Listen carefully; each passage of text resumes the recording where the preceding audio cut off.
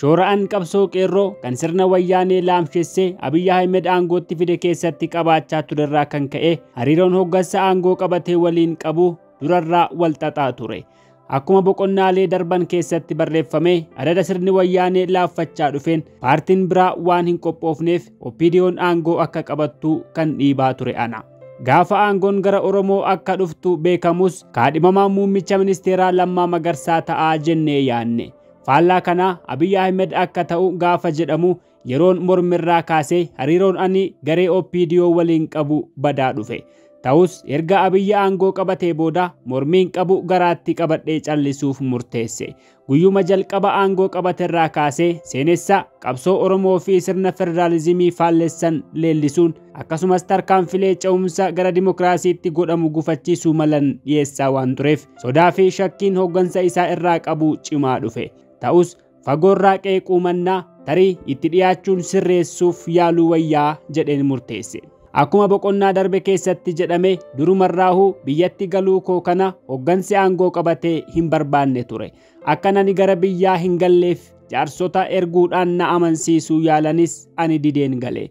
Ergan galee booda darbee Abiyyi waliin wal arguun marii godhaa turre. Haasaa goonuun waliif gallus gochaan garuu wanti mootummaan raawwatu faallaa ture. Faallaa seenessa qabsoo Oromoo hafarsuun ni baay'ate. Gameeyyii qabsoo Oromoo xiqqeessaa nugusoota saboota miidhaa turan faarsuun jabaate. Biyyattii gara dimokiraasiitti ceesisuu irratti afaaniin waadaan galamus tarkaanfileen fudhataman hedduun sirna abbaa irree haaraa ijaaruutti deemamaa akka jiru akeekan. Biyyattii dimokiraatessuuf sirna olaantummaa paartii tokkichaa dhiisuudhaan sirna paartilee danuu hirmaachisuu ijaaruu barbaachisa. Wanti argaa dhufne garuu sirna abbaa irree paartii tokko irraa kan olaantummaa nama tokko ceesisuuf akka barbaadamedha. Akkasumas sirna federaalizimii sabdaneessummaa irratti hundaa'een dimokiraatessuu mannaa diiguuf karoorri akka jiru arguu eegalle. Seenessa falmisiisoo dhiyeessuun sirna abbaa irree haaraa ijaaruuf hawwuunis ta'e federaalizimii diiguuf yaaluun biyyattii gaaga'ama hamaatti geessuu akka malu yeroo garagaraatti afaaniinis barreeffamaanis dhiyeessuun akeekkachiisuu yaalus dhageettiin dhabe. Fakkeenyaaf haalota biyya Yugoslaaviyaa diigan irratti xiinxala barreesseen Itoophiyaas rakkoon akkasii akka hin mudanneef tarkaanfilee fudhatamuu qaban akeekuun dhiyeesseen ture. Deebiin ture warri Itoophiyaan akka Yugoslaaviyaa diigamtii jedhanii yaadan warra badii farrisuu Itoophiyaan hin diigamtuu kan jedhu ture. Gara jalqabaa irratti qeeqan adeemsa Abiyyi irraa qabu ifatti ibsuu dhabus yeroon arge kallattiin yeroo biraa ammoo namootarraan yaaddoo kiyya ibsuu hin dhiifne. Keessattuu Lammaa Magarsaa, Dr. Warqinee Gabayyoo fi Biraanuu Tsaggaa'eetti yeroo hedduu deddeebi'uun wal waachaan ture. Isaanis anaa fi Abiyyi yaadaan gargar fagaachuun waan yaachiseef dhiphisuuf hedduu yaalan.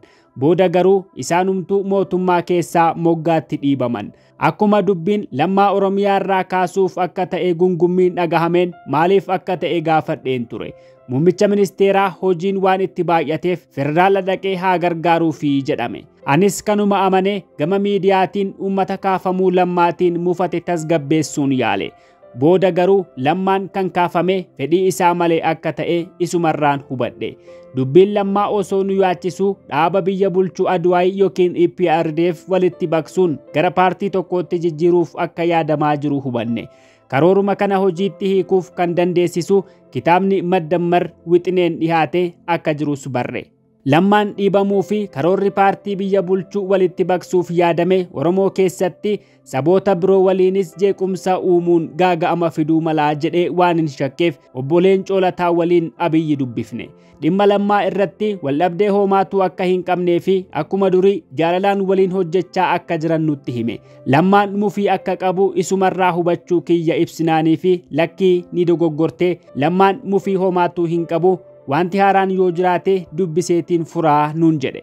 Dhimma Adwaay walitti baqsuu irratti hedduu nutti haasa'uu hin barbaanne. Kitaabni Maddammar qophaa'aa akka jiruu fi yaada paartii haaraa ijaaruuf karoorfame achi keessatti akka agarru nuuf hime.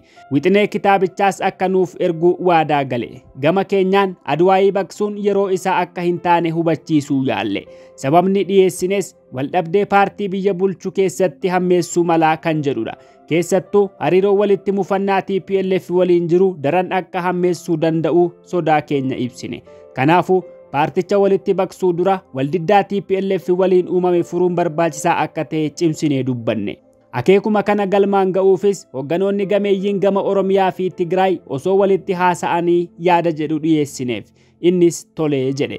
Gama lamaan irraayyuu namoota walitti yoo dhufan faayidaa qaba jenne maqaa dhoofne. Innis namoota san dubbisne akka raawwachiifnu nuuf hayyame. Yaada kana warra Tigraayiif dhiyeessinaan gammachuun simatan. Garuu osoo hojiirra hin ooliin siyaasni biyyattii hammaate. Anaa fi obbo Leencoon muummicha ministeeraa waliin haasofne yeroo gabaabaa booda akkuma waadaa galee wixinee kitaabichaa nuuf erge. Ani dubbiseen qeeqa fooyya'insaaf fayyada jedhee qopheesse. Garuu namni deebi'ee na gaafate hin turre. Obbo Leencoon walitti dhufne qeeqa qabnu akkamitti dhiyeessuu akka wayyuu mala dhoofne. Bakka koreen hojii raawwachiiftuu ODP hundi jiranitti dhiyeessuutu fayyadaa yaada jedhu irratti waliif galle. Yaada kanas Biraanuu Tsaggaayee bira dhaqnee itti himne. Innis Abiyyi waliin mari'ate waltajjii marii akka dhiyeessuu waadaa gale. Garuu achumaan cal jedhe. Deebii gaarii akka hin argatiin hubannee dhiifne. Gaaf tokko Shimallis Abdiisaa bilbilee Bishooftuutti kitaabicha irratti waan mari'atamuuf mari'achiisaa akkan ta'uu na affeere. Ani wixinee dubbisee qeeqan qopheesseeyyuu osooman hin dhiyeessin kitaabichi akka ba'een himeef. Yaada kitaaba san keessa jiru hedduu waan hin deeggarreef mari'achiisaa ta'uu akkan hin dandeenyen ibseef. Innis akkuma hirmaataatti dhiyaachuun qeeqa qabu akkan dhiyeessu na gaafate. Tolee jedheen borumtaa gara Bishooftuu deeme. Kanatti himame walgayii sanarratti hayyoonni kitaabicha dubbisanii dhufuun yaada gabbisaa dhiyeessuu kan jedhu ture. Kaniin galmatti arge garuu akkasin turre. Barsiisota yuunivarsiitii, ogeeyyii miidiyaa hawaasaa, jaarsolii biyyaa, dabballoota paartii fi abbootii qabeenyaatu wal makee jira. Namoonni hedduun kitaabicha akka hin dubbisiin warra na cinaa taa'urraan hubadhe. Walgayiin akkuma eegaleen dabballoonni ODP olaanoon walduraa duubaan waa'ee qabiyyee kitaabichaa dhiyeessan. Waan isaan dhiyeessan irraa hirmaattota qofa osoo hin taane jarumti sunuu kitaabicha akka hin dubbisiin ifa ture. Waa halleefuu dabballoonni guyyaa guutuu dhiyeessaa turanii gama galgalaa gaaffii fi yaada hirmaattotarraa fuudhuuf carraan kenname.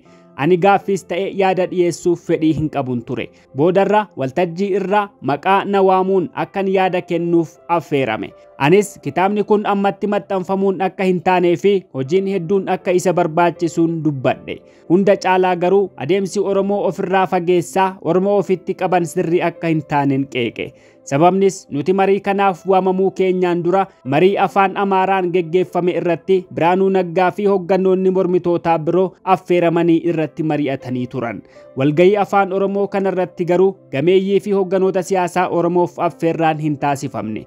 Biraanuu Naggaa affeeranii Mararaa Guddinaa hambisuun mootummaa fi muummichi ministeeraa aantummaan isaanii yeroo gara yerootti Oromoorraa fagaachaa akka jiru agarsiisaa jedheen dheekkamsaan dubbadhe. Warri marii geggeessaa ture dallansuu kiyyaan waan rifataniif mariin guyyaa sanii achuma irratti goolabame. Guyyaa lammataa waaree booda Abiyyi dhufee haasaa godhe. Aarii akka qabu ifa ture. Warra hirmaachuu hin qabne affeerree jechuun gaabbii isaa ibse. Garees ta'ee nama dhuunfaa yaada kana dura dhaabbatu kamiifuu obsa akka hin qabnes akeeke. Haasaan isaa irra jireessatti doorsisa ture. Walgayicha booda irbaata irratti wal cinaa teenyee turre. Naan oode dubbifnaanis na jalaa callise. Walgayiin xumuramee torbee tokkoon booda barruu dheeraa sababan adeemsa muummicha ministeeraa mormuuf ibseen barreesse. Mata duree Aduwaayii Baqsuu moo Haaromsuu wayyaa jedhu jalatti sababoota jaarmiyaa biyya bulchaa jiru gara paartii qeenxeetti jijjiiruun miidhaa fiduu danda'uuf tarreesseen katabe. Aduwaayii Baqsuu sababoota gurguddoo lamaafiin morme. Sababni tokko paartilee sabummaa irratti hundaa'an diiguun carraa uummattoonni biyyattii ijaaramanii dantaa fi mirga isaanii kabachiisuuf qaban miidhuudha kan jedhudha. Akkuma beekamu Aduwaayiin tumsa paartilee sabummaa irratti ijaaraman afur irraa ijaarame. Sababni tumsa irraa gara paartii qeenxeetti jijjiiruuf dhiyaate paartiin maqaa sabaan ijaarame jiraachuu hin qabu kan jedhu irraa ture. Ilaalchi kun ammoo paartii biyya bulchuu qofa osoo hin taane kanneen mormitootaattis cehuu mala sodaa jedhu qaban ture. Sodaa kana kan cimse yeroo sanatti paartileen maqaa sabaa qaban akka ugguramaniif duulli godhamaa ture. Murnoonni duula sana godhan ammoo muummichatti dhiyaachaa turan. Kanaafuu Aduwaayii Baqsuun jaarmiyaalee sabaa diiguuf karaa saaquun saboota cunqurfamoo biyyattii miidhaa yaada jedhurraayi. Uummanni akka sabaatti cunqurfame tokko mirgaa fi dantaa waloo isaa kabachiisuu kan danda'u eenyummaa isaatiin gurmaa'uu yoo danda'edha. Uummata akka sabaatti miidhame sabummaan akka hin gurmoofne dhorkuun miidhaa san jalatti akka afurratti murteessuudha. Yeroo silaa jijjiiramni dhufe mirga sabootaa daran eegsisuun sirna federaalawaa fi dimokiraatawaa cimaaf bu'uura kaa'a jedhamee abdatametti sabummaan gurmaa'uu dhorkuun fincilootaa fi walitti bu'iinsa fiduu mala jedheen yaade. Sababni lammataa paartileen tumsaan biyya yeroo bulchan qaroowwan jidduutti marii fi walii galteen godhamuun dirqama. Kun ammoo ilaalchi yookiin dantaan garee tokkoo qofti hojiirra akka hin oolle dhorkuuf gargaara. Mariif dirqamuun hoggansaa ilaalchi finxaalessummaa fi loogii irraa ka'u imaammata biyyaa akka hin taane godha. Kun ammoo biyya wal dhibdeen sabootaa jiruu fi reefuu gara dimokiraasii ce'uuf tattaafattu keessatti hedduu barbaachisaadha. Adwaayii keessatti olaantummaan garee TPLF akka ture waan haalamu miti. Garuu ammoo tumsa paartilee sabootaa irraa ijaaramanii waan ta'eef bifa quubsaatiin ta'uu baatus marii fi walii galteen hagi tokko hoggantoota gidduutti godhamaa ture. Kanaafuu tarkaanfiin barbaachisu adwaayii dimokiraatessuun jaarmiyaa marii fi walii galteen haqaa keessatti taasifamu akka ta'u dandeessisuu ture. Komiin adwaayii irraa ka'u lamatu ture. Kunis lakkoofsi bakka bu'ummaa paartilee arfanii sirrii miti kan jedhuu fi paartileen naannolee guddataa jiran bulchan keessaa hambifamuu isaaniiti. Mudaalee kana furuuf furmaanni paartii tumsaa irraa gara qeenxeetti jijjiiruu miti. Paartileen naannolee guddataa jiran bulchan akka itti makamanii fi hoggansa tumsaa keessatti paartileen hundi akkaataa baay'ina uummata keessaa dhufaniitiin bakka bu'ummaa akka qabaatan gochuutu wayyaa kan jedhu ture. Paartii biyya bulchuu gara tumsa hunda ammatee fi bakka bu'ummaa haqa qabeessa calaqqisiisutti jijjiiruun waltajjii hoggansi sabootaa itti mari'atuu fi waliigalteen biyya bulchuu taasisuun ni danda'ama ture. Kun ammoo waldorgommii fi atakaaroon hoggantootaa uummatatti osoo gadi hin bu'in sadarkaa gubbaatti cufaan furuuf fayyada.